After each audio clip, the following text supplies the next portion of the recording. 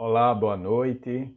É com grande satisfação que hoje nos encontramos aqui para tratar de um tema muito interessante dentro do Evangelho segundo o Espiritismo, atendendo ao convite dessa casa de amor, de trabalho, de perseverança, União Espírita Maria de Nazaré. Então, iniciando os trabalhos, vamos fazer a nossa prece de início, elevando o nosso pensamento ao Senhor Jesus, agradecendo a Ele por este dia, por esta oportunidade de estarmos aqui, de sermos úteis em sua seara de amor, de fraternidade, de solidariedade. Auxilia a todos, Senhor Jesus, que fazem esta casa, União Espírita Maria de Nazaré, que prossiga com os seus trabalhos firmes e fortes na consciência de que se faz uma centelha de luz dentro das trevas. Que possamos todos ter um bom momento de reflexão, um bom momento de entendimento acerca não só desses irmãos e irmãs que são colocados na condição de espíritos endurecidos, mas que, em verdade, são espíritos como nós, fragilizados, machucados, maltratados, e que merecem, como nós, também a tua misericórdia, o teu amor e a tua assistência. Assim sendo, Senhor Jesus, ciente da tua presença e dos amigos espirituais que nos auxiliam sempre neste momento, damos por iniciada a nossa preleção, a nossa conversa na noite de hoje. Que assim seja. Então, meus irmãos, minhas irmãs, como dito, o tema de hoje versa sobre o capítulo 28 do Evangelho segundo o Espiritismo, que trata da prece pelos espíritos endurecidos. E nesse sentido é importante destacar qual é a abordagem que Kardec dá sobre essa questão. Observamos lá no capítulo 28, nos itens 76 e 77, que inicialmente Kardec ele faz uma preleção, ele faz uma apresentação do que seriam esses espíritos endurecidos. E ele divide esses espíritos em duas categorias principais. Aqueles espíritos perversos, assim considerados, e os espíritos hipócritas. E ele chama a atenção para o fato de que, entre esses dois espíritos, aquele considerado perverso são infinitamente mais suscetíveis a uma transformação sincera do que aqueles espíritos hipócritas. Isto porque aqueles espíritos considerados perversos, estes normalmente, nas manifestações mediúnicas, demonstravam um temor ao nome e à autoridade divina, o que não acontecia com os espíritos considerados hipócritas.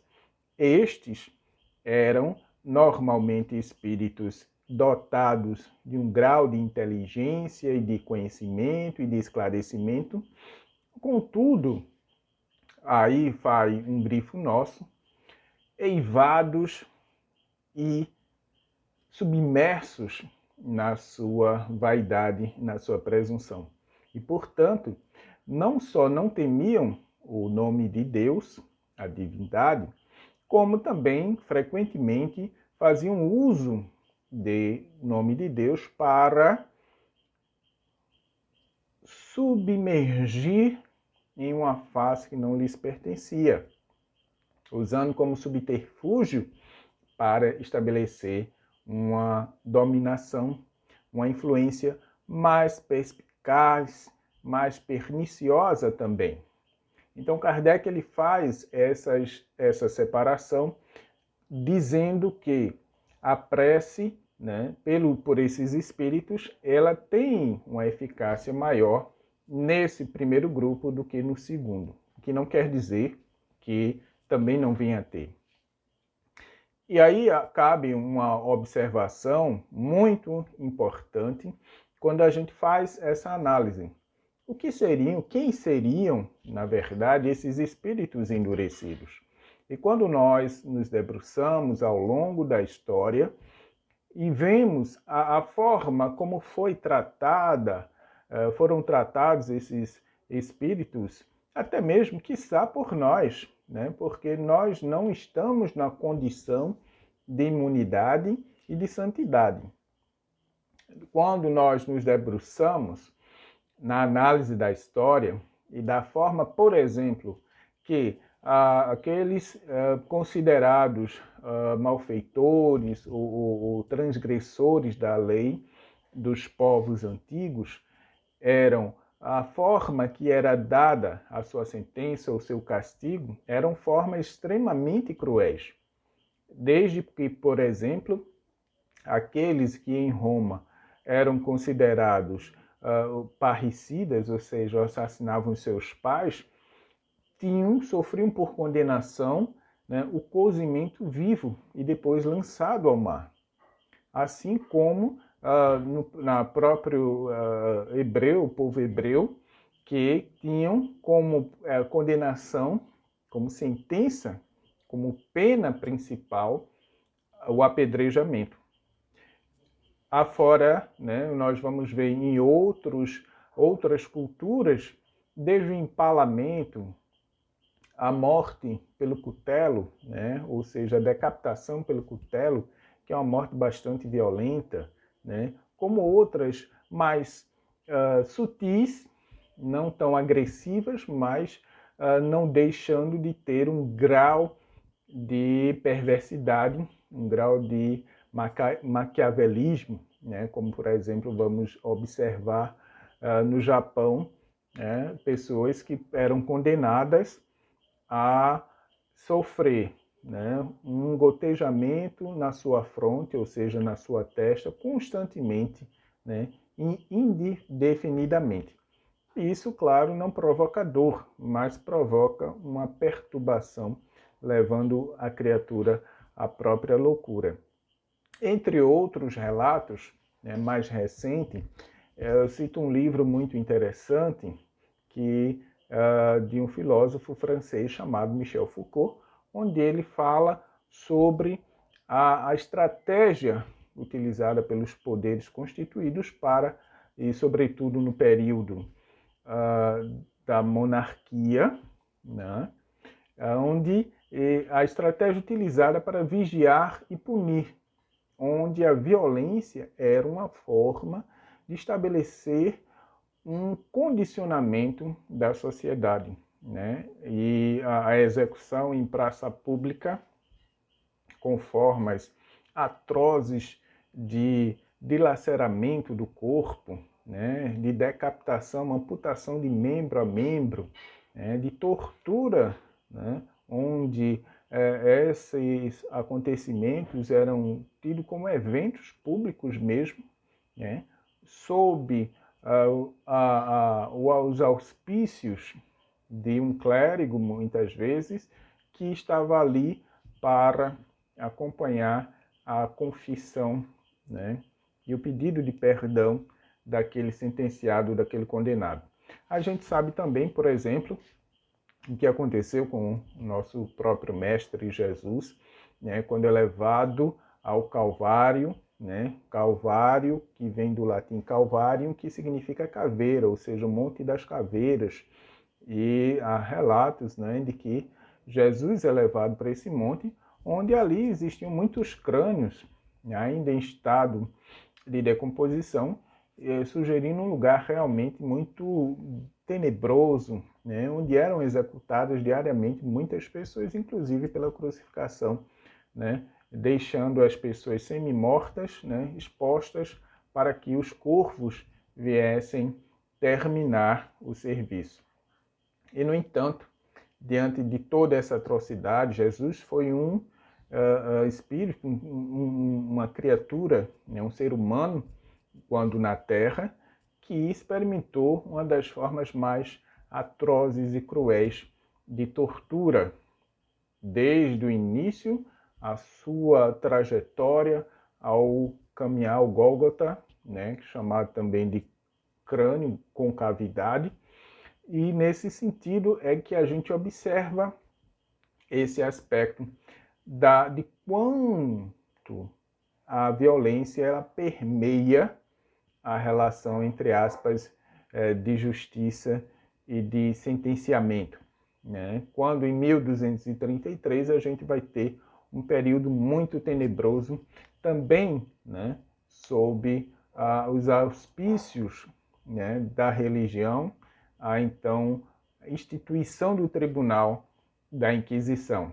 E esse período, particularmente na história, é um período de grande violência, né, e de atrocidades, né, pessoas que eram torturadas, que eram esticados seus membros até a dilaceração, né, consideradas heréticas, né, assim como pessoas que eram queimadas vivas nas fogueiras por serem consideradas bruxas, e, enfim, toda sorte de atrocidade.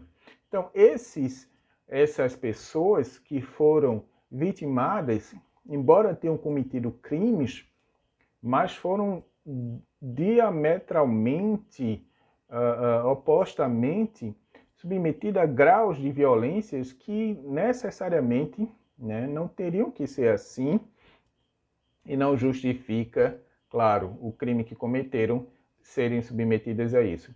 E por serem pessoas, por não serem só carne, por não serem só corpo, é óbvio que essas impressões, elas acompanham esse espírito quando do seu desprendimento, quando do seu desligamento do corpo físico. E é aí que nós adentramos nesse aspecto da questão dos espíritos endurecidos. Mais recentemente, aqui no Brasil, né, a gente tem a experiência terrível e traumática da escravidão, né? Quantos espíritos foram submetidos a graus extremos de tortura, né? Relatos, por exemplo, de uma situação acontecida de uma escrava, né? Uma negra, uma mulher negra africana, escravizada, que segurava, né, cuidava do filho do senhorzinho, e por alguma situação ela acabou derrubando essa criança, e essa criança veio a falecer. Tomado de ira, esse senhor e a senhora, né, torturaram ela e a enterraram viva, semi-morta, né, na região da fazenda. Então, é óbvio que um espírito tomado e submetido a tal situação vai para o mundo dos espíritos envolvido num grau extremo de trauma. Um trauma provocado por uma violência extrema. E aí nós podemos até questionar, mas é a lei de causa e efeito, então ela provavelmente, num passado, fez aquilo ou pior. Mas onde fica nesse aspecto a misericórdia de Deus? E mais ainda, né, a gente sabe que Jesus ele vem inaugurar um novo tempo, o tempo do perdão, o tempo da ressignificação das coisas e não a relação do olho por olho e dente por dente. Então, voltando, que nós temos duas categorias de espíritos que são considerados endurecidos, uns, né, embotados pelo trauma das violências extremas às quais foram submetidas, e que muitas vezes, ao despertar no mundo dos espíritos, retomando, recobrando o seu estado de alerta, não o seu estado de consciência, mas o seu estado de alerta, eles vão, naturalmente, em busca daqueles que até então foram seus algozes, e aí sim passa ele a ser, então, o algoz dessa pessoa, né? Assim como esses que, quando nós vemos na experiência das Inquisições, né, que aqueles clérigos eram espíritos esclarecidos, espíritos que nós podemos dizer de uma certa inteligência, no entanto, eram espíritos que hoje nós poderíamos muito tranquilamente classificá-los como psicopatas, pessoas indiferentes ao sofrimento do outro e, mais ainda, justificando e criando sua própria realidade para justificar aquelas atrocidades. Esses espíritos, igualmente, eles, ao desencarnar, eles também não sofrem uma mudança por milagre. Continuam com aquele sentimento de perversidade e de fazer o mal, porque para eles, né, serve como uma forma de poder. Então, nesse sentido, é quando nós entendemos a razão do endurecimento desses espíritos, né? Esses espíritos que nos chegam aqui, como a gente pode verificar, e se estabelece, então, uma relação de cobrança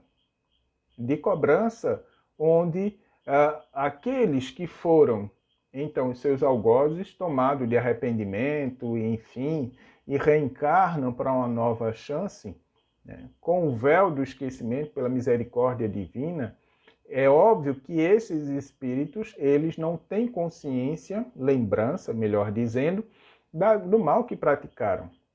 E para eles, aqueles espíritos, então, que aparecem em perseguição, né, cobrando, perturbando, atrapalhando a vida e a existência dessa pessoa, nesse contexto, nesse recorte, nesse retrato, esse espírito que antes fora vítima se torna, sim, algoz e chamado então de obsessor, né? Ou seja, no sentido da fixação, da ideia, da perseguição, da cobrança.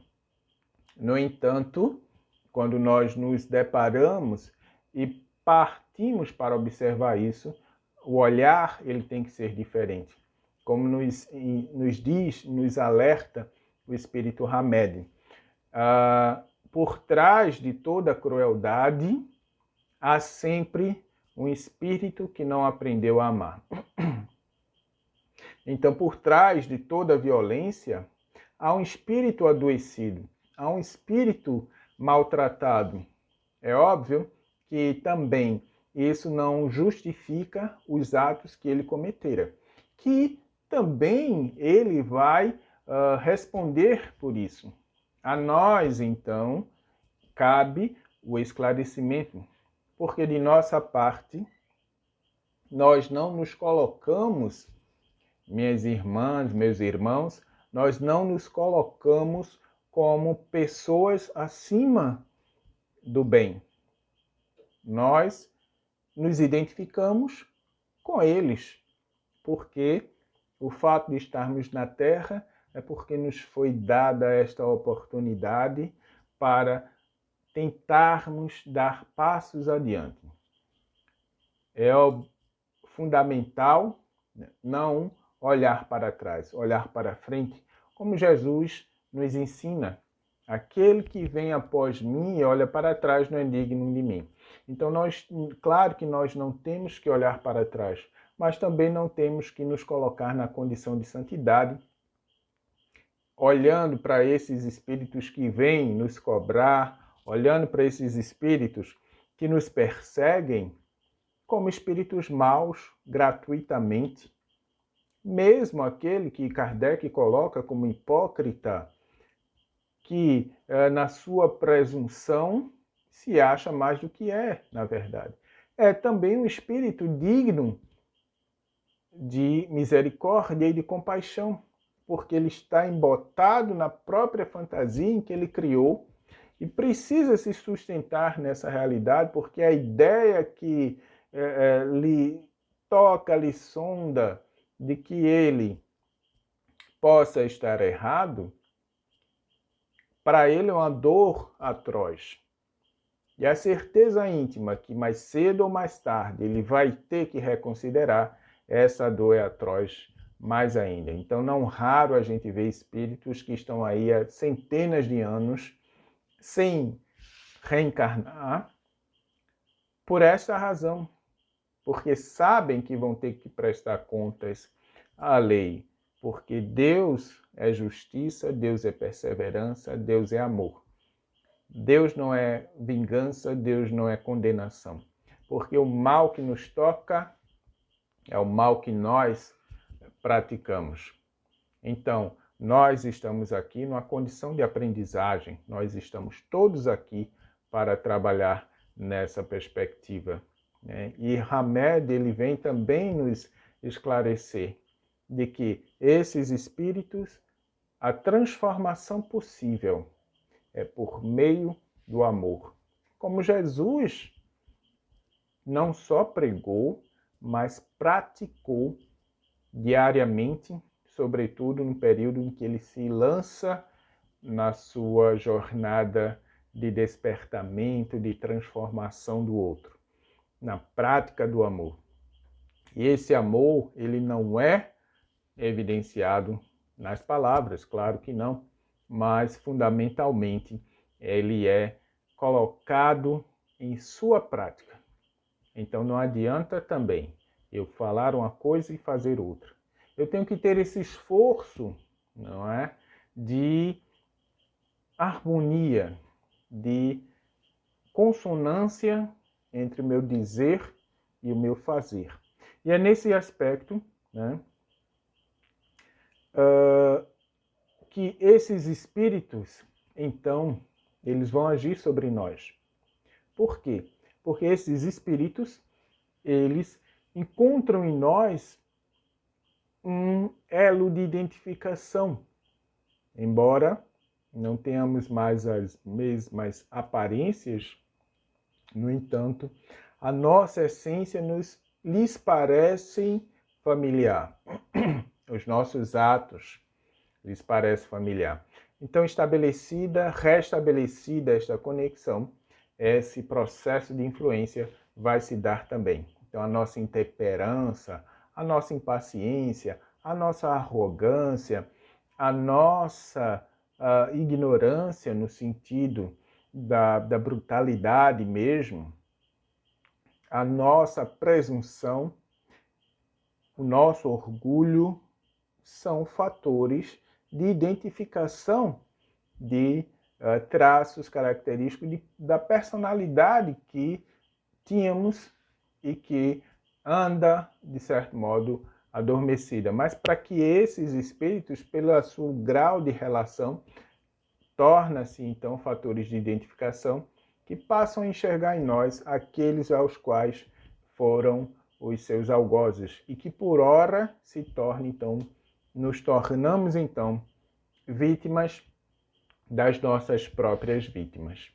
Então, por esta razão, torna-se fundamental que nós busquemos a prática da reforma íntima. Não há melhor tratamento de desobsessão do que a nossa reforma íntima. E essa reforma íntima, Jesus nos dá um norte, amando-nos, aprendendo a nos amar e amar o nosso próximo. Esse exercício de entrar e sair, ou seja, ir para dentro de nós em busca desse amor por nós e sair para trabalhar esse amor pelo outro, é esse exercício que nos favorece a uma transformação íntima e profunda e concreta e duradoura e permanente e imanente, né? Ou seja, passa a fazer parte de nós. Esse é o melhor escudo que nós podemos desenvolver. E aí sim, aliado a uma prece sincera, uma prece onde nós podemos ter essa conexão novamente com esse espírito, esse irmão que foi muito maltratado, porque ninguém pratica o mal gratuitamente. Não há esse, né? Porque a essência de todos nós é a essência de Deus e, portanto, é uma essência boa, não é? Nós nos desvirtuamos ao longo do desenvolvimento das nossas habilidades, dos nossos desejos, dos nossos sentimentos. E estamos nesse processo de regulação. E nesse processo de regulação cometemos atos aos quais, num estágio de maturidade e de despertamento, obviamente que nós vamos ter o que refletir e do que corrigir. Por isso nós estamos aqui, assim como esses irmãos, que então deixam de ser ou de serem vistos como obsessores, passam a ser vistos como irmãos necessitados, necessitados como nós também, necessitados da misericórdia, necessitados do perdão, necessitados do amor. Então, o amor, esse amor que Jesus nos traz, o exemplo que ele nos dá no momento final, na cruz, esse perdão que se torna simbólico, onde não é que Jesus trouxe para ele a responsabilidade de todos os nossos erros, não. Ele nos ensinou a como nos desvencilharmos desses erros e dessas culpas, porque a evolução ela é individual, o despertar ele é individual. Cabe a nós nos responsabilizarmos pelas nossas melhoras, né? Pelas nossas transformações e assumirmos os nossos erros, a nossa condição de espíritos aprendentes, assim como esses irmãos também. Então, o primeiro passo é aceitarmos a nossa condição, aceitarmos que não somos 100% vítimas, mas também fomos algozes, de certo modo, olharmos para esses irmãos, que por mais endurecidos que se encontrem, a dor que los toca é constante, porque eles não dormem, eles vivenciam essa repetição das cenas doloridas e traumáticas, né, neles constantemente. Então é preciso romper com isso. E um lampejo da prece, a prece sincera, aí entra a sua eficácia, uma prece sincera, uma prece onde nós não vamos pedir para que Deus os afaste da gente, mas que eles nos enxerguem como pessoas arrependidas, pessoas em processo de mudança, de transformação. E que a eles lhes será dada essa oportunidade se eles também deixarem de mão esse sentimento de vingança, buscarem aprender a se amar. Então, nesse sentido, é que nós buscamos esse trabalho de hoje. Então, queremos agradecer por esse dia, por esse momento, por esse trabalho tão importante em que nós estamos aqui para buscarmos, né, esse processo de transformação, que nós estamos em constante transformação. Eu, você, todos nós. Nós estamos aqui para esse trabalho de olhar para esse espírito, de olhar para esses irmãos e entendê-los como pessoas fragilizadas, pessoas que trazem consigo um trauma de séculos, pessoas endurecidas pela dor, pela solidão, pelo desamor, cujo antídoto para ele, para nós também, não é outro senão o amor. Esse amor que Jesus nos ensina, esse amor maravilhoso que Jesus nos traz, que nos mostra, que faz com que a gente tenha esse processo de mudança e de renovação. Então, que nas nossas preces nós possamos estabelecer essa relação essa relação de amor, essa relação de paz. Porque quando nós nos encontramos verdadeiramente, nós então entramos nesse processo de paz, de pacificação e transmitimos isso também. Então, nos colocamos não mais num campo de contradição, num campo de ou eu ou ele, mas nos colocamos num campo do nós, no campo da nossa interação necessária para que possamos estabelecer essa transformação. E só assim que nós iremos conseguir fazer esse trabalho de transformação que Jesus iniciou lá atrás, há mais de 2000 anos, inaugurando um novo tempo para a humanidade na Terra, o tempo do amor, em contraposição ao tempo da vingança, o tempo da renovação. There's no internet connection at the moment. E esse tempo é que nós estamos agora trabalhando. Então eu, você, todos nós somos uma mesma família. E esses irmãos que hoje estão endurecidos, e atentem bem para a palavra, para o verbo, para a condição, estão, assim como nós estivemos também. Eles também serão tocados pelo amor. Se essa emanação de amor, ela for uma emanação sincera. Então, queremos deixar essa mensagem de amor, porque o amor é a cura para todos os males. Como disse o próprio Jesus, o amor cura uma multidão de pecados. Então, aprendamos a nos amar para que possamos eliminar o mal, para que possamos eliminar a dor. Porque o ódio, o mal, é apenas a ausência do amor.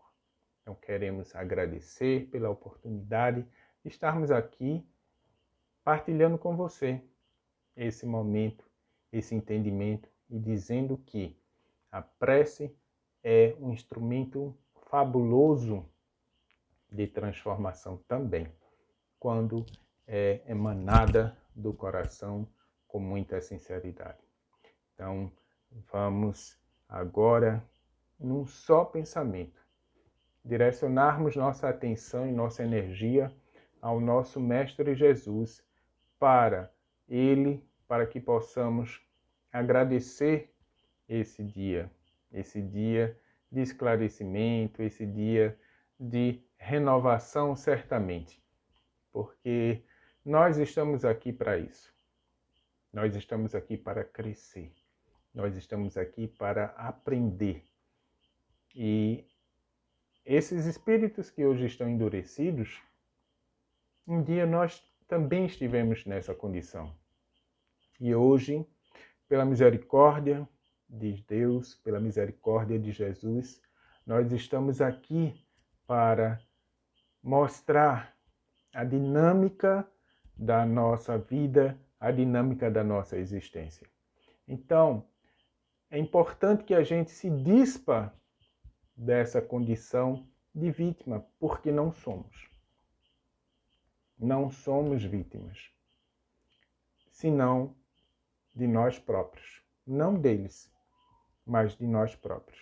Vítimas da nossa incúria, vítimas da nossa ignorância, vítimas do nosso próprio orgulho, vítimas da nossa própria presunção e da nossa vaidade.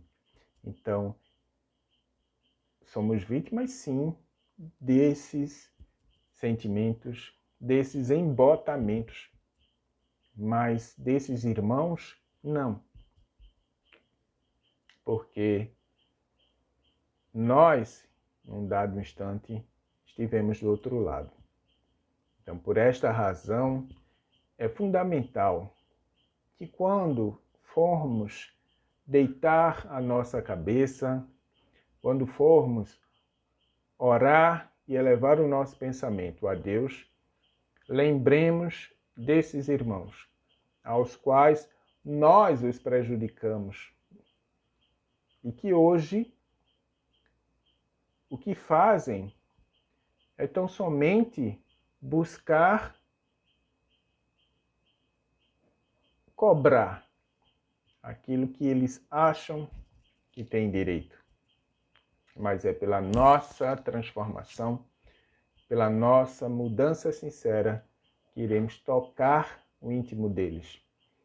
E quando estamos imbuídos de bons sentimentos, nós temos a assistência da espiritualidade, que não permite que o mal se alastre e que interrompe, sendo ele tocado desse amor sincero.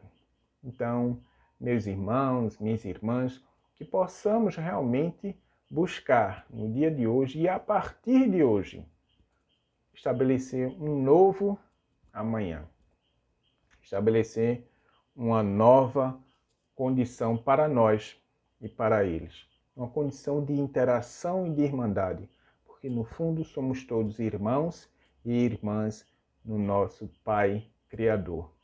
E esse é o exemplo e a prática que o nosso Mestre Jesus nos deixou. Então queremos agradecer, por essa oportunidade de estarmos aqui mais uma vez a trabalhar com vocês este momento de reflexão. Momento em que ganhamos todos nós. Ganhamos eu, ganha você, ganhamos todos nós, porque certamente agora, nesse momento, nós saímos diferentes.